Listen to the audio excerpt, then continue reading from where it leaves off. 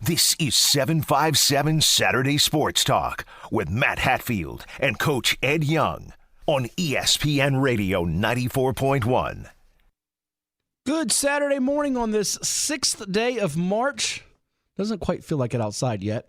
The year 2021. It is 757 Saturday Sports Talk powered by Larry King Law. If you're injured in an accident, you know who to call. It's 757-INJURED for Larry King and his crew. I am Matt Hatfield, Kyle Hightower, part of our crew on the other side of the glass, keeping us afloat. And we've got a lot of scores to go over with you on this Saturday morning, the second week of high school football action on a Friday. If you were driving around in the chilly, I'll tell you what, it was cold last night, Kyle. I was doing some Big Ten field hockey again, Big Ten Network Plus yesterday. I could not feel my toes for much of the day outside for 3 of those games, including the never-ending penalty shootout that we had with Penn State Northwestern, as I literally thought I was going to lose a toe. Got to do the triple layered socks. Didn't do that. I had triple layers clothing on me and didn't have the triple layer socks, though. I'm going to have to maybe look at that for tomorrow when I'll be back out there on Big Ten Network Plus. Anybody wants to check it out, shameless plug.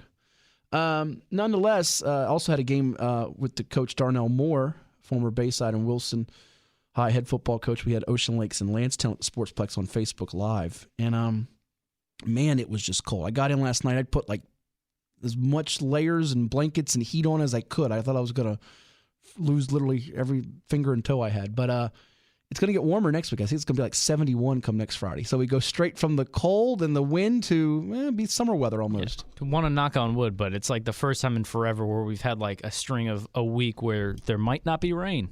And it's going to be warm. Oh, be careful about the not saying rain. Don't turn into Coach Young with the it's not going to snow. We get a blizzard the next week. So, but exciting comeback win for ODU against Western Kentucky. We'll tell you about that. They were down 11 at the break. You heard Kyle mention it, as the Monarchs now have a chance with tonight's finale of the regular season against the Hilltoppers to claim the top spot out of CUSA East before the Conference USA tournament there. So, looking pretty good there. We'll begin, though, as we fire up the scoreboard with some high school football action, and you're always welcome to give us a holler at 757-687-9494. We've got a busy show here today on ESPN Radio 94.1 till noon. We'll play some buy or sell. You'll hear some sound from Ricky Ronnie, head football coach of ODU. Yeah, they got spring practice in this week in that cold, and you'll get all kinds of sound from high school football. In fact, Hank Sawyer, one of the victorious coaches last night of Lake Taylor, caught up with Reese Becker, our man from VirginiaPreps.com. You'll hear a little bit of that as well. And we'll have a couple of guests talking some JMU Dukes football and basketball. Dave Thomas will join us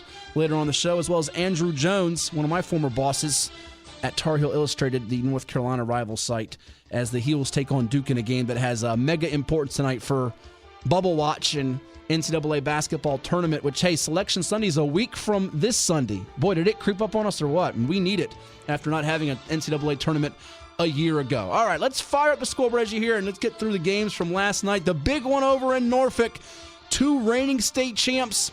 Yeah, they're still reigning because they got it done in December of 2019. Maury, undefeated year for them. Doreen McCain's Commodores as they beat Stonebridge in the championship game at Hampton University. And that was, we're talking a good 14, 15 months ago. Lake Taylor got their 3rd championship under Coach Hank Sawyer when they beat Tuscarora out there at Liberty University. And kudos to the Flames, by the way. They're the first team to punch their ticket to the NCAA basketball tournament. We'll tell you about that later on, and all the crow we've had to eat this week on social media, as all the Liberty fans have come at me with rocks and forks and scissors and all kinds of objects.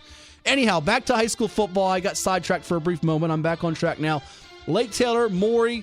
It was the Commodores in the lead 14-7 just 6-7 minutes in as Amarion Granger bursted 43 yards to the house. Looked like it might be another track meet, as these two have had some of those in recent years. But then it was all Lake Taylor after that. Interceptions from Chuck Fisher, a pick 6 from Kamari Hunter, the big one, a 42-yarder to give them that 21-14 lead by halftime. They tied it up on Jeffrey Foster's touchdown pass to Darius Spate. And the Titans get it done, 27-14 over Maury, avenging that 49-7 loss from September of 2019. They intercept Eric Gibson 3 times. He didn't have a 3-interception game all of 2019 during the Commodores' 15-0 unblemished season.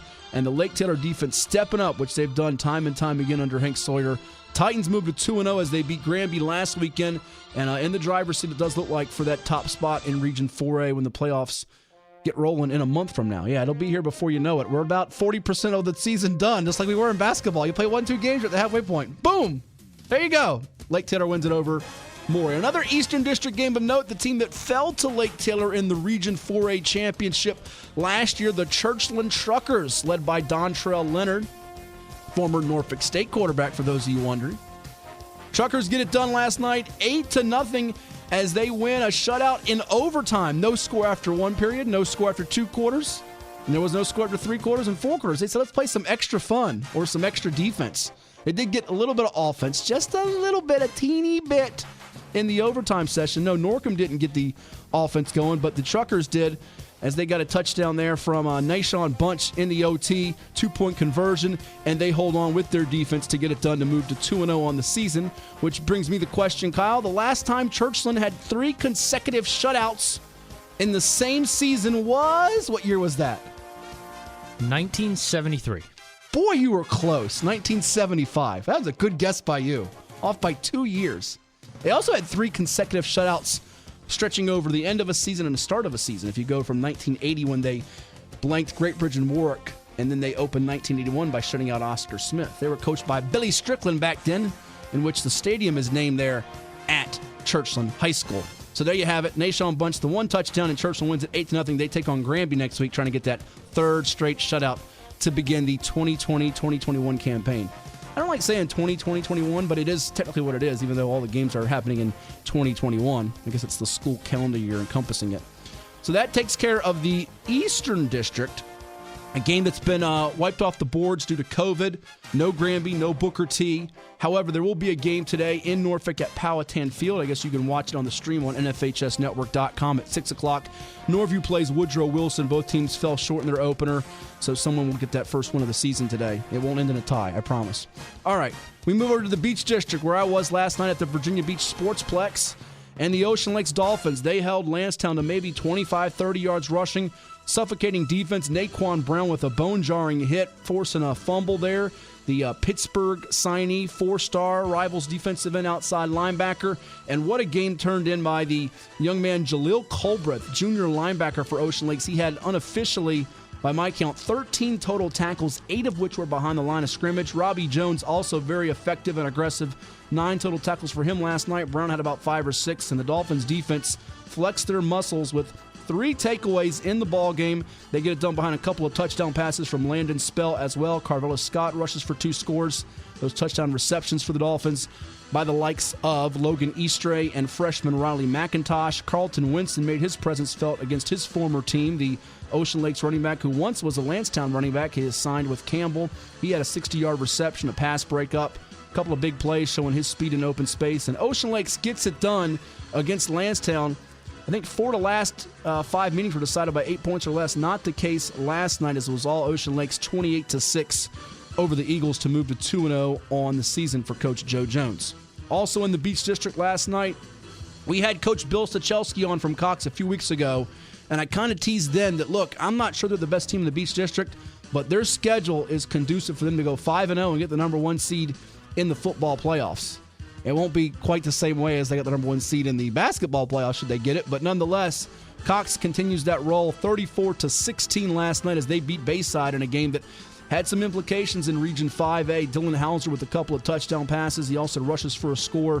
Dominic Wilson and Jordan Cooper finding the end zone a couple of times too, and that defense keeping Bayside out of the end zone in the first half, just a week after the Marlins put up nearly 50 points against First Colonial. So Cox moves to 2-0 with that 34-16 win over Bayside.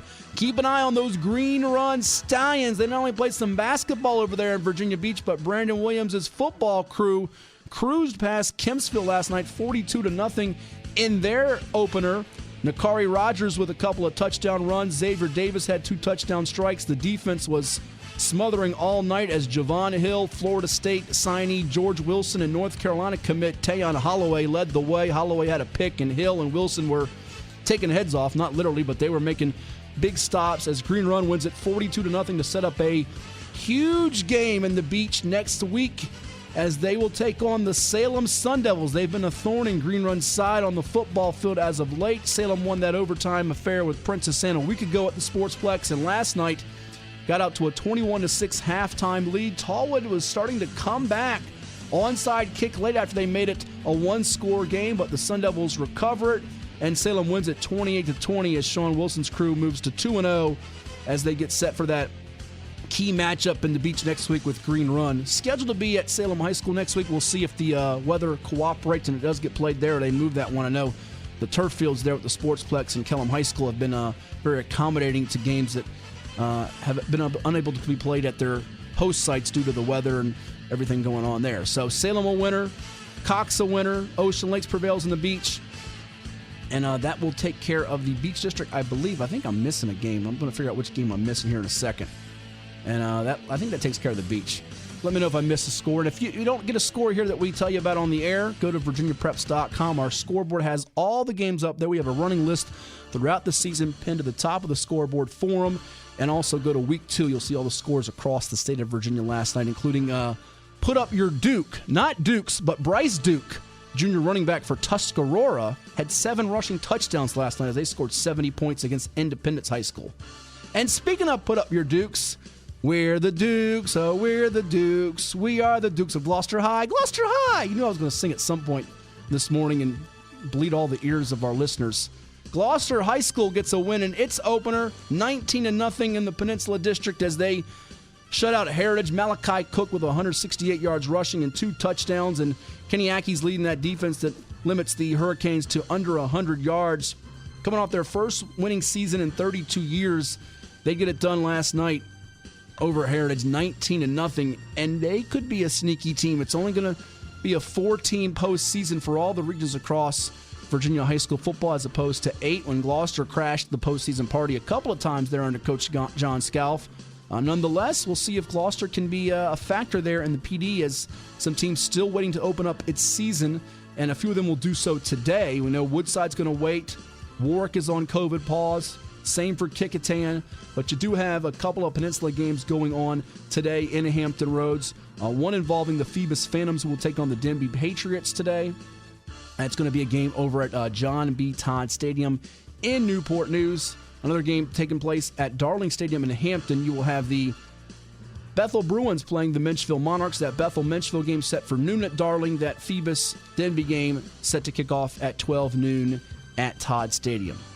All right, so that covers the PD. We've hit the Eastern District, the Beach. What's left? The Southeastern and the Bay Rivers. Let's go to the Bay Rivers District from last night. Some games in high school football around Hampton Roads. The Lafayette Rams, they keep rolling under Coach Andy Lynn as they took care of business in their second game of the season. They beat Jamestown 44-6, 30-point halftime lead, and they were never threatened in that one. Also in the Bay Rivers District last night in high school football on Hampton Roads, it is 757 Saturday Sports Talk powered by Larry King Law here on ESPN Radio 94.1. The Tab Tigers got out to a 21-6 halftime lead and needed no more scoring as they took down the Clippers of Grafton High 21-12. Tab now 1-1 on the season in the final year for Matt Lawson as the head coach of Tab High. More Bay Rivers District results. I think that's actually going to be it. I think that's about it, as there is a game today in the BRD, the Bay Rivers. You have in the Bay Rivers later on today. It looks like you're going to have the... actually, you have 2 games, if I see this right. I think you have... let's double check here. I thought we had 1 game, but it looks like we have 2 games. I'm just going to double check that. To be positive, you got Smithfield and York tonight at Bailey Field at 7 o'clock. So that will take place tonight there in the BRD at Bailey Field, Smithfield and York. I know Keith will be watching, maybe not in person, but he'll definitely be watching. And waiting for his state championship T-shirt, by the way, that Theodis Porter promised. If you missed that last week, all you Smithfield fans, besides Keith, it's up on the podcast page for you to check out, ESPNRadio941.com.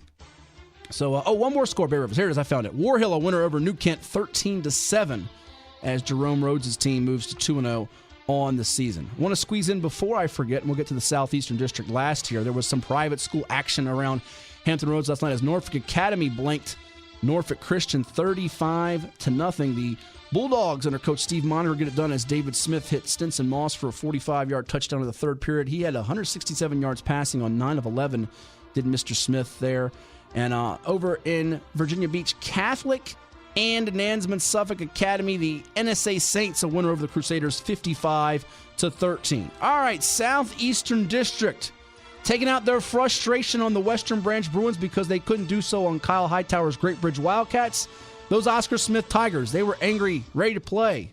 Take it out on somebody. Western Branch, they got the unfortunate brunt of that. 55-0. Chris Scott's team gets it done as they just cruised and controlled the whole night against the Bruins of Western Branch. Cole Jones had a pick six late in the game. Kevon King found the end zone running it. So did Devontae Cooper. All Oscar Smith as they're 2-0 on the year. Looking to be in the driver's seat in Region 6A. Could be another playoff collision course with Oscar Smith and Ocean Lakes come April. We shall see as those two teams try to get to that state championship on May the 1st. Yeah, state football championship May the 1st this year. Go figure. And it'll be hosted, by the way, by whoever comes out of Region A and B. So our local teams could be hosting state football championships, unlike our local teams for basketball, where we saw the Smithfield boys have to go to Winchester to play Hanley, the Green Run boys have to go to Ashburn to play Stonebridge, and the Princess Anne girls having to travel to Roanoke to play Patrick Henry. You can put the Princess Anne girls on Pluto. They're going to find a way to win, no matter where they play. All right, other scores in the Southeastern last night. Maybe the upset of the night, the surprise to some. Anthony Smith leading the way at quarterback for the Grassfield Grizzlies. They came back and got it done in double overtime, 24-21 over Indian River. Big win for Marty Asprey and his Grizzlies as they're 1-1 on the year. Damani Ward falling on a fumble in the end zone for a score, too. So the defense came up with some timely stops and plays. Grassfield now 1-1, trying to squeeze their way into the postseason in Region 6A this year over in that Southeastern District. So that covers the SED. We've hit the Beach, the Bay Rivers, Peninsula, the Eastern. And that just about wraps up the high school football scoreboard from Hampton Roads. Want to squeeze in again those college basketball scores if you missed them. Old Dominion men, a winner over Western Kentucky last night, 71-69. They'll be back in action tonight against the Hilltoppers, and you can hear it right here on ESPN Radio 94.1. 25 points from Malik Curry. Good to see he's back, Kyle, after the injury he had last week. Thought it was like some kind of a concussion he had, and certainly going to be key for them as they try to make the NCAA basketball tournament. And the ladies of ODU also a winner as they got it done, 57-55, 11th all-time victory over the Lady Toppers for ODU, and Coach Alicia Milton-Jones getting a key W to clinch the 6th place spot in CUSA East Division. These two teams will play for the third straight time coming up on Tuesday in the first round of the Conference USA's tournament. We'll still sort out some of the stuff for the men's side of the CUSA tournament. Still looking to see what's going to happen with the MEAC tournament in Norfolk State on the men's side. So a lot of college hoops action the next couple days. We'll basically get ourselves set for the NCAA hoops tournament that comes your way in just a little less than 2 weeks from now. It's hard to believe it's almost that time with March Madness here on this 6th day of March on 757 Saturday Sports Talk, as we will, again, go to the phones now before we go to break here. 757-687-9494 is the telephone number. You can also hit us up on Twitter at 757 Sports Talk here on ESPN Radio 94.1. That's 757 Sports Talk on Twitter, and the telephone number 757-687-9494. We talked to Bob in New Rochelle. No, we're going to talk to Keith in Fairmont. How are you, Keith? How you doing, man? I'm doing well. Ed Young's not here right now, and I would never go to Bob in New Rochelle before you. You always get first dibs, all right? Yes, sir. Just want to make sure you know that. I miss my buddy Ed Young. He gonna be on the show today. Why do you miss Ed Young? I don't miss him. He one of my buddies. Y'all number one. Listen, as long as I'm one of your buddies and we're number one, that's okay. That's fine. I don't miss him, though, but just let you know, I don't really miss him. Yes, sir. Okay. What else is on your mind, Keith?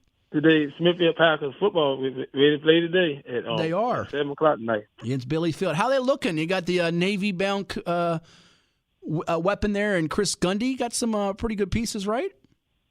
Yes, they got to get pieces of the team together. Quarterback look good. They say the quarterback look good. We got a kid, freshman, about 6'3", 240. Now, is that the new kid? A new kid. Well, he's got to be new if he's a freshman. That was kind of a dumb question I asked you, but I thought they got a transfer though. So they're going to play a freshman tonight. You're telling me?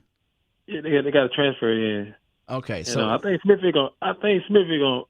They're gonna beat York tonight. I think it's the kid Cade White, by the way, who's a junior, not a freshman, is playing quarterback. I think. Okay, he comes from IWA. Yeah, Isle of Wight. Yeah, I think that's the kid. But they might have a freshman too. It could be a two-man battle. I haven't spoke to Coach Devondre Bazemore, the first-year head man, and we're wishing him all the best in their opener tonight. Should be an interesting one at Bailey Field. Just want to give my shout out to Coach Bazemore, man. Good luck tonight, Coach Bazemore. You out there, heard me. Yeah. Good luck to all the coaches out there, man. I know he's excited. I miss those guys, man. I miss those guys out there. 27 years old, making his debut tonight as the head coach against a York team coached by Doug Pereira, who does a great job, Keith. I mean, I think York is still kind of underrated. Jordan Lennon ran really well last week. They graduated a bunch of seniors, about 24, 25 of them, I believe. And, they can be a threat again to Lafayette atop that district. Of course, not everybody's playing everybody in every district this year, but York could be a heck to deal with for people. They're gonna play the end of the year, Lafayette and York. They're gonna be the showdown for number one the district. Well, again, you're not really playing for district championships. You're kind of playing for one of those 4 playoff spots in your respective region, which would be Region 3A. But they do play into the year. It is the final game Friday, April 2nd at Bailey Field with the Falcons of York and the Rams of Lafayette, which ought to be a good one. Oh, another thing, Hopewell. I don't know. It's like the Newton option out. He optioned out. What about Travion Henderson? He opted out at Hopewell? Yeah, Travion Henderson enrolled early at Ohio State, and Hopewell was mighty impressive in just shellacking Colonial Heights last week. Now, they're on a COVID pause. They were supposed to play Thomas Dale today, Keith, but that game is not taking place. And I can tell you it's going to probably be them and Lord Botetourt at the end. I think Hopewell's got a lot of athletes and can win their 3rd championship under Coach Ricky Irby, who, by the way, also had to battle COVID, and we wish him all the best. He's getting over it now. But Lord Botetourt, man, they are strong in the trenches. They got a bunch of big, husky, college-looking dudes on the line, so that could be a war if those two meet again in the state championship in Class 3. I mean, I know Travion Henderson got a little brother play on the team. I don't know how fast he is. They do. It's funny you say that. He's a freshman, and he's going to be really, really good. And you know who their other brother is Ronnie Walker, who initially was a running back there on that first state title team under Coach Irby, went to Indiana, and he transferred back, and he's now in the backfield for UVA. So the Henderson brothers, watch out for them. Kayshawn Henderson is the young 6-foot-tall, 170-pound freshman, the younger brother of the aforementioned Ronnie Walker and Travion Henderson. He mainly played linebacker a week ago, but he had 82-yard kickoff return for a touchdown, also had a rushing touchdown, so he's going to be a threat for sure. Don't know if he'll threaten Travion Henderson's 53 touchdowns in a season, but he's going to be a good one. Okay, last thing, Mike, the boy from NC State, Woodpack, Lake Taylor, he's doing a good job. Darion Sebron, he is playing really well. Ever since he entered the lineup, and they had some, injury situations, did the Wolfpack here. He has stepped up. We've seen him and Cam Hayes step up here for the Wolfpack as they could be a real sleeper in that ACC tournament coming up. But, they call him DB, Darion Sebron, getting it done now. Great to see him playing and getting a chance to make an impact for the Wolfpack. His season stats don't look all that glossy, just 5 points a game, 3.2 rebounds, but he's coming off that 17-point, 13-rebound double-double against Notre Dame on Wednesday, and I think he's going to get better and better. And congratulations to Ronald Curry, too. I'm doing that to him. Congratulations to him, quarterback coach of New Orleans Saints. Ronald Curry. Oh, he's now going to be quarterback's coach. He's the quarterback coach of the New Orleans Saints. Well, he was coaching receivers. See, you're dropping knowledge. You're dropping it like it's hot there, Keith. I didn't know that. You just scooped me on something. On the sports news of the night. I missed the sports news. I got my hands on all kinds of things, clean things, but I missed that. I'm glad you caught that for me. Yes, sir. You have a nice weekend. You too, Keith. The one and only Keith from Fairmont, the #1 Smithfield Packer fan, and also the #1 Southampton fan. I didn't bring up his Southampton squad, Kyle, because Hertford County just kind of took them behind the woodshed the other day. But I think they'll get better. Southampton's got some good young pieces, so no need to pile on there with them on that. All right, we'll take a timeout and come back with some sound from last night's game with the Titans and the Commodores and much more. Keep the phone lines open at 757-687-9494 on your local sports connection, ESPN Radio 94.1. This is 757 Saturday Sports Talk with Matt Hatfield on ESPN Radio 94.1. 757 Saturday Sports Talk, brought to us by Larry King Law. If you're injured in an accident, you call 757-209-2265. That's 757-INJURED for Larry King. LarryKingLaw.com is the website. With Kyle Hightower on the other side of the glass, I am Matt Hatfield. Big weekend for your Dukes, Kyle. Not only a huge matchup coming up in the CAA tournament as they await the winner of Elon Towson later on today for tomorrow on the hoop side of things, finishing up regular season champs there for JMU basketball, but football today taking on Elon. You seen the line on that game yet? I think they're pretty so it was like 21 and a half. Yeah, they're going to cruise again. Kurt Signetti going against his former team. It is. It's a good storyline. I think it's going to be a little bit closer to that. Maybe last week was a little closer than I thought, but I don't think they'll have any trouble in terms of getting the W there, as they're now number one in the land. How about that? Were you surprised at not them being number one in the land, but you would be surprised by what happened, which was North Dakota State, which had won 39 straight before they fell to the Salukis of Southern Illinois. It's about time they lost. It's about time, yeah. You're not. Would you rather have been the one to beat the streak in the championship game, or would you rather just get them out of the way and win it? How, as a fan, which you probably beat them in the championship because you're beating the best, right? So it's almost like people will say, "Well, you didn't beat them to win it," even though you still went champ. Doesn't matter who you beat. So there you have it. We'll talk some JMU coming up. We've had a number of people like Kurt Dudley, who we'll get on again at some point, and Greg Medea, and we'll talk to Dave Thomas today, one of the voices for the Dukes of JMU. Phone lines are open at 757-687-9494. Give us a call at 757-687-9494 and hit us up on Twitter, 757 Sports Talk. We'll get to the Twitter feed in a moment, but as I transition from JMU, because one of the standouts now on defense is a young man named Diamante Tucker Dorsey, who made his commitment to JMU in the studios on ESPN Radio 94.1 about 4 or 5 years ago. And I know that because I was here, number one. Number two, Facebook reminded me with its memories that it does every X amount of years when you hit the anniversary of that, which it was the other day. He played at Lake Taylor High School, and Coach Hank Sawyer turned him out for the next level, and he's got some guys that will be doing that at the next level in a few years. Right now he's coaching all of them, seniors, juniors, sophomores, and he's also talking with our man Reese Becker from VirginiaPreps.com for a couple quick sound moments after the game, and here's what he said after that win over Maury last night. Let's catch it now on ESPN Radio 94.1. Lake Taylor, Coach Hank Sawyer, you guys got revenge on Maury for that big loss last year. How's it feel? It feels good. We've been waiting 14 months to get this one back, and they embarrassed us last year. And they're a good football team, don't get me wrong. But, we're fortunate enough the kids let us coach them, and we came out victorious. You're both state champions. I guess you can crown yourself as ultimate state champion now. Well, no, just a new year. That was 2019. We both were state champions. I still have my Lake Taylor Maury T-shirt. Same Saturday both of us won. That one will always be special to me. Not often when you have two teams from the same city win a state championship. Thank you, Coach. Okay. A good perspective from Coach Sawyer with Reese last night, and you look at the upcoming schedule for the Titans with a seasoned quarterback who's played in the last two state championship games. They won one in 2019 over Tuscarora, lost a heartbreaker to Woodgrove in 2018, which they could have certainly won if not for the injury to Javon Harvey, now of Old Dominion. And they've got Booker T. Washington coming up on March the 12th at Booker T. Then they play host to Norcom on the 19th of March, at Churchland on the 27th of March on a Saturday at Powhatan Field. Circle that one.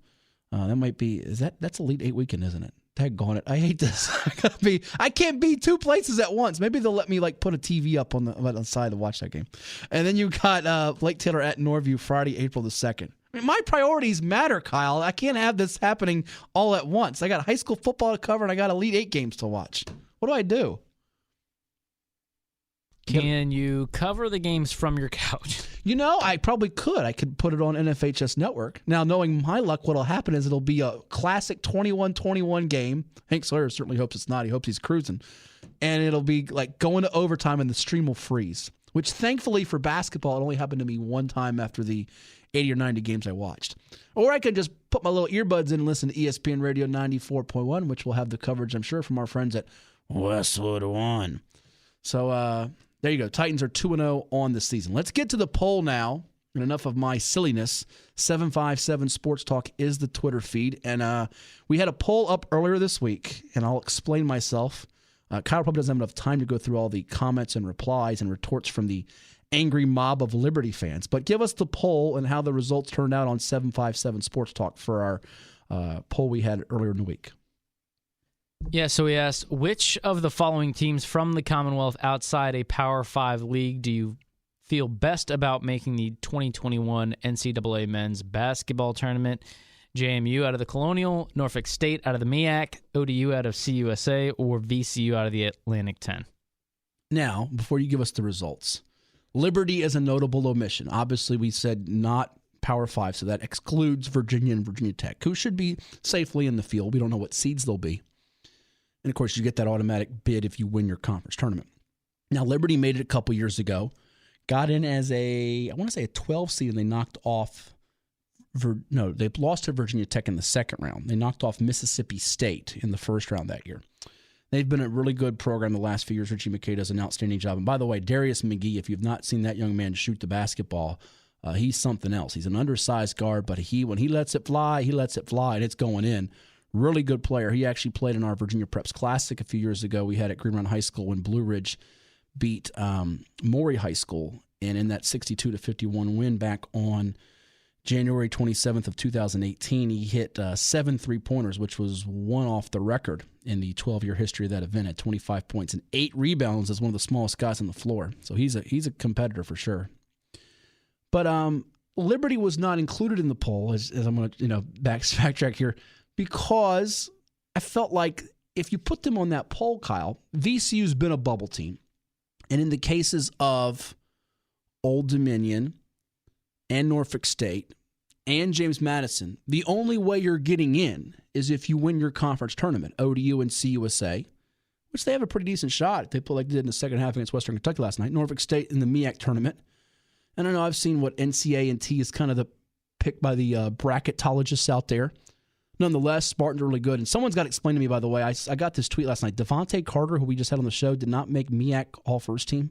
That's got to be a misprint or a mistake, the young man out of Woodside, because I thought he might get player of the year, and he didn't make first team. I haven't seen the first team, but whoever did that voting, they should all have their votes revoked, whether it's coaches, writers, whoever. That's neither here nor there. And then in JMU's case, won the regular season, but as we know, year after year in the CAA, even going back to when ODU and George Mason and VCU were in the Colonial, anybody can win that in the top 3 or 4 seeds, you figure. You don't expect a lower seed to win it, but if the 4-seed Hofstra wins it, not a shock there. Liberty kind of has been pretty much I would say almost head and shoulder favorite in the A-Sun all year. So if you pop Liberty up there with their resume and they got the best number of wins on it, they're probably going to win that poll. So I was looking more at the teams that are kind of on the bubble, got to win their conference tournament. So it's sort of asking you, do they win the conference tourney, or are you taking VCU, who's probably got the at-large bid, whether they win the A-10 or not, barring some crazy results here in the next couple days with the A-10 tournament. Did I explain myself okay there, Kyle? Or are you not buying that at all? No, yeah, I understand that.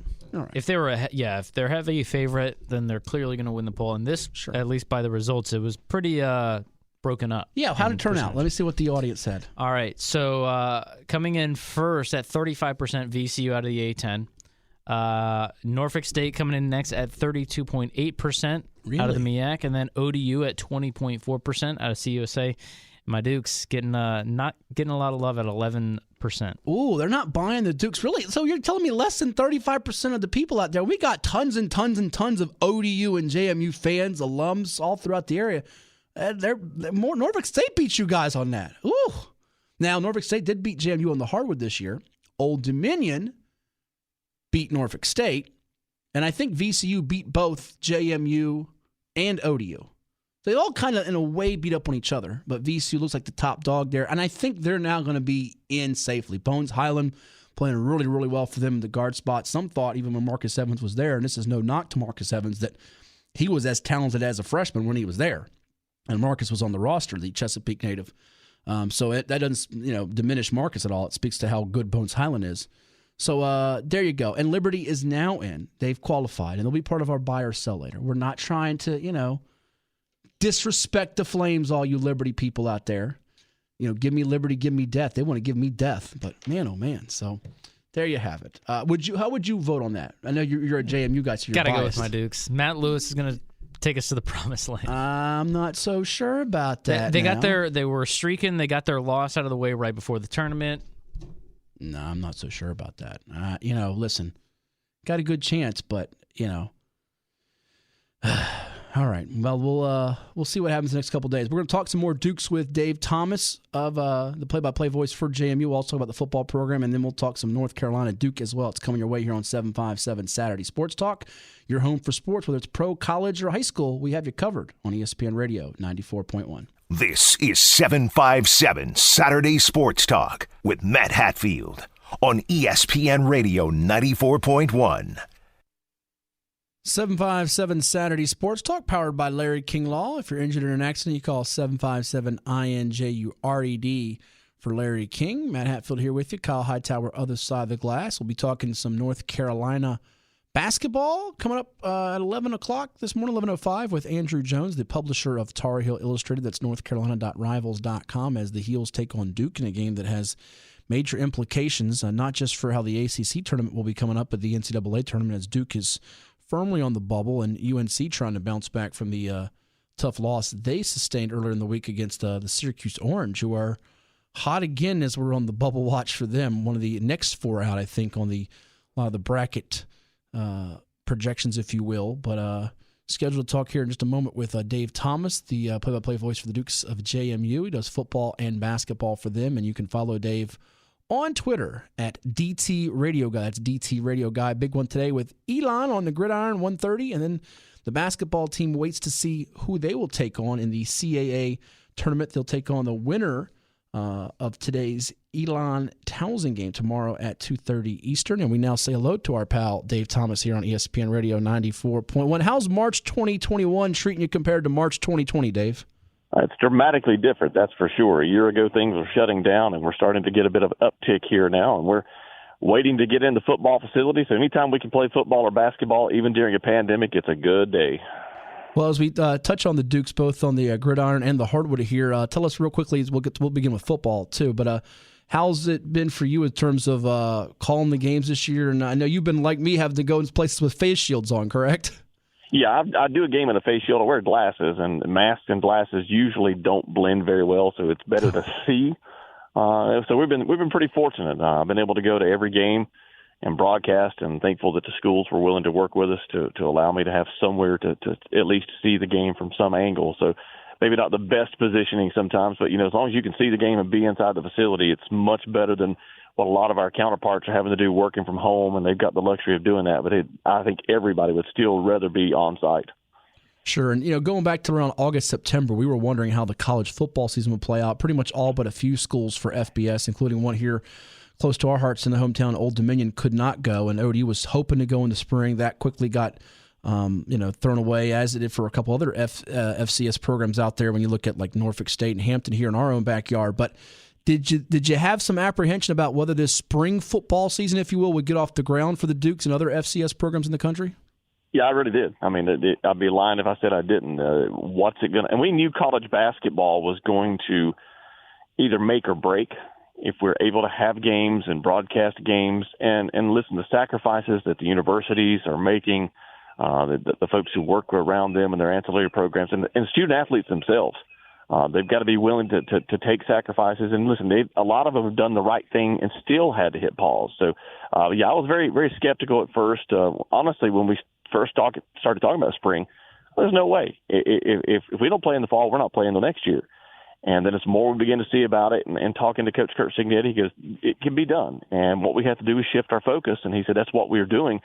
And you have to credit the programs that have been able to do that. Those who couldn't, I don't fault them either, because it is an immense sacrifice. It's an immense expense for teams and athletic departments to take on with the testing and the protocols and the extra buses that it takes to move a team, especially a football team, from one place to the next. It's usually 4 buses. Now I think it's like 7. So, I mean, it's been a big expense and a sacrifice. But also these colleges make a commitment to these student athletes. And they say, you come here, we're going to give you the best experience and the best opportunity to play and compete for championships. And schools like JMU and others that have pushed their way through and forged through are honoring that commitment to their student athletes. What have you seen so far through 2 games for the Dukes, both offensively and defensively? What stood out to you? Well, I think, we had a lot of question marks come in, to be honest with you. We didn't know what defense was going to look like. You lose so many players. We were familiar with a lot of these kids, and we saw some of them play last year and take some strides, but there were still some guys we'd only seen really participate in practice, and they're starting to come along. I guess the best way to sum it up, really, Matt, is when we got off the plane from Frisco, Texas, back at the Shenandoah Valley Airport, I'm sitting out front of the airport waiting on our bags to come around. And Coach Signetti comes up, and he's got a notebook in his hand, and he's got a smile on his face. I said, Coach, you seem to be in pretty good spirits. And he goes, Dave, I spent the last 2 hours going through, watching the game again, and I've got 4 pages of notes that I've started why we can be back here next year. And then he told me a few weeks ago, I reminded him of that conversation. He goes, those 4 pages turned into an entire notebook. And he likes his staff. He likes his kids. They're recruiting the right kind of kids. The incoming class seems to be really special, although they're not showing it now per se where fans can see it. But the limited practice time I get, some of these young men are really coming along. So I like what we see. They had a bad first half last week. Might be the best thing for them to have it then instead of later in the year. But the coaching staff quickly reminded them, this is not how we play. This is not what we do. We're not here to be pushed around. And I think the message was conveyed at halftime, and the second half bore that out. Talking with Dave Thomas, the radio voice for the Dukes of JMU, our guest here on 757 Saturday Sports Talk on ESPN Radio 94.1 as JMU gets set for a football matchup at Elon today, 1:30 kickoff. Also the basketball team in action, the regular season champs of the top seed for the CAA tournament, and they'll be in action on Sunday. And you can follow Dave on Twitter, DT Radio Guy. And Dave, one right here from the 757 area code, Diamante Tucker Dorsey. A couple of big games here for him early on with Morehead State and Robert Morris. He's got 12 tackles, 1 for loss. Also been pressuring the quarterback, much like we saw with Dimitri Holloway, who was bigger at 6'2" at a Heritage High in Newport News. The 5'10" Tucker Dorsey, really a backbone of this defense now. And if he was 6'2" like Holloway, he might have gone up to one of those Power 5 schools, I think. Oh, there's no doubt about that. He's always been a kid who stood out to me just because of his athleticism. And he caught my attention early last year in the season, and I saw him working, with the coaching staff. And he was asking questions, and they were bringing him along. And you could tell his intellect was really sinking in. College football was really sinking in for him. And they like him. They think that maybe he might be the prototypical linebacker. Again, maybe a little undersized, but the best overall linebacker that the Dukes have got, top to bottom, if you're checking off multiple categories. He's a kid that's really smart. He and his running mate, Kelvin Asanama, they've been together for a while. And those two guys communicate well. They communicate with the rest of the defense well. And that is so important when you're filling a lot of voids like JMU did from last year. But two, when you want to play physical, you want to play aggressive, that communication is that much more important. You don't have to think. You see a lot of guys just playing and not thinking because they're reacting to what they see and because they're so well studied. And another local kid, though he didn't have the best of first halves, we should say, against Robert Morris with the interceptions, Cole Johnson out of Cox High School in Virginia Beach. As you look at him in the QB spots, what's kind of catching your eye there? Well, Cole's a very smart kid, and he made some mistakes last week. You can still be very smart and not be perfect, and that's what happened. And Coach Signetti reminded us in our post-game conversation last week that Cole still hasn't played a ton of football. He sat behind Brian Shore, then he was behind Ben DiNucci, and he's had some experience, and he learned from it. And I thought the 2-minute drive they put together right before halftime, that really set the tone. He came out and was quick, efficient. Again, really didn't have to stop and think. He knew what he needed to do, and he got it done. Second half, he did the same thing. Again, he's a kid who came here for more than just football. He came for the business school. So, again, back to Cole's intelligence, what he can do on the football field and with the football in his hands. He's had some great guys to play behind. He's learned a lot from them, but he's also got a good coaching staff that's helping him along. I'd be surprised if Cole didn't come out and have a very good day today because I know he's a very much competitive fellow, and he wants to play well. He wants to lead this football team. It's his time to do that. And I think he's going to try to come out and push that along and make people forget about the first half of last week. Well, and correct me if I'm wrong, Dave, didn't he fill in for Shore and had about 274 yards, a couple touchdowns when he filled in that game back in, 2016 against Elon? Yeah, he took over the second half against a really good Villanova team. And when Cole came on the field, we could see from the press box, his eyes were the size of hubcaps. I mean, he was really taken aback by how quickly things turned. And they got him a game plan at halftime, and the defense really helped him out. Then it was an Elon team that wasn't very good then, and they were still under their former coaching staff. And honestly, they just didn't have the players. And Cole came out as a freshman and just picked them apart. And, again, they put a game plan together that fit him in the limited time he had to play. But he's got that experience to draw on. He watches a lot of film. He's a smart guy. He's been around this program a long time. So he can do a lot of things with the football in his hands. They're not afraid of Cole Johnson hurting them today. They've got the utmost belief in him. Now, they also believe in Gage Maloney, who's his backup. And Coach Signetti admitted, we thought about making the change, but 2 minutes before the end of the first half, we felt we needed to give Cole the opportunity because he was in at least he was warm. He was ready to go. And to bring in Gage at that point might have been unfair, and Cole took care of business. So, again, he's a smart young man. He's a guy that can get the job done. I think they have a lot of faith in him. No shortage of storylines today. Before we turn it over to basketball here to finish up on the football side of things with you, Dave, the angle of course, the old school for Curt Cignetti, where he once coached at Elon. They're now number one in the nation after North Dakota's loss to Southern Illinois, ending that 39-game win streak they had. I mean, certainly there's probably some pressure, but also some anxiousness to get out there and kind of prove they're the number one team in the land, right? Well, we played here in 19, and so that was the immediate year right after Cignetti had left. So the fact that there's going to be limited fans and they played here before, I think a lot of that tarnish the shine has been tarnished off. He told me, he said, listen, because he told us last week, we're not the number 2 team in the country. He didn't know that North Dakota State was losing. He said, we're not the number 2 team in the country right now. Well, no, you're not. You're the number 1 team. And he said, how I've approached that is I want to embrace it. Let's have fun with it. He said, but we don't talk about it. We're not focused on staying number 1. We're focused on being 1-0 at the end of this week. We mentioned local flavor from the Hampton Roads area on that JMU roster for football with the likes of Diamante, Tucker Dorsey, Wayne Davis from Lake Taylor. You know about Cole Johnson, quarterback from Cox High School in Virginia Beach. And they have some local flavor on the basketball side with Michael Christmas, who started at Lansdowne High School, won a state championship, state player of the year now with the Dukes. And they got the coach of the year and Mark Byington. And they're not going to be at full strength, though. Give me sort of a thumbnail on Christmas's play A and B going into this tournament off the regular season title, but they're not going to be 100% there. Well, Mike got a late start because everybody got a late start, and then the Dukes had to hit pause early, and then Mike was out due to contact tracing, so he missed a significant number of practices. So it took him a bit of time to get back into a rhythm, getting in the flow. As he got back in, and the Dukes really began to put win streaks together, he was playing really, really well, rebounding the ball well, shooting the ball from 3, was, again, not thinking, just playing freely. So he's been a big part of what they're doing, but they're missing Matt Lewis, who's a senior. He's the player of the year, led the conference in scoring beginning to end. Probably, Matt, one of the most unfair things I've ever seen in the world of sports, where a kid who's been this good, Matt Lewis is the kind of kid you want on your team. You want him representing your university. You want him representing your company because he does everything the right way. He's a great teammate. Matt not only led in scoring, but he's in the top 15 and rebounding, assists, and steals. He plays great defense, draws one of the top 2 assignments from the other team. And to see a kid who's played that hard since his freshman year to go down with an injury that in 6 weeks from now, he'll be back playing again. He'll be back getting on his feet again. It's probably one of the most unfair things I've seen. But this is a pretty good team that Coach Byington's put together. He's got a great staff built here. He recruited some guys who want to play. His freshman class, we've got 3 guys on his freshman class that are going to, if they're here 4 years or 5 years, they're going to make a big dent in the CAA. And it's been fun so far to watch, and I look forward to seeing things get going here, hopefully tomorrow afternoon against whoever we play, and maybe they'll play a few more games and knock on the door of the NCAA tournament. Yeah, CAA Coach of the Year in Byington, CAA Player of the Year in Lewis, and it's a shame. You hate to see injuries anytime, but if that had happened in January, he'd probably be ready to go for this tournament, right? Absolutely, yeah. They said in 6 to 8 weeks he'll be back on his feet. Man. And they wanted to make sure they conveyed that because Matt tested the NBA waters after last season and decided to come back. And they want to make sure that teams know that Matt Lewis is going to be full strength and ready to go. Last one for you. You've watched the CAA hoops real closely. You know it as well as anybody. You got a sleeper that can win this thing? I mean, JMU's the 1 seed, but I'm not sure people have them as the favorite. I'm kind of liking Hofstra, the 4 seed, which has a guy from our state, and Jalen Ray, who can fill it up out of Hampton High. What's your take on the tournament in general?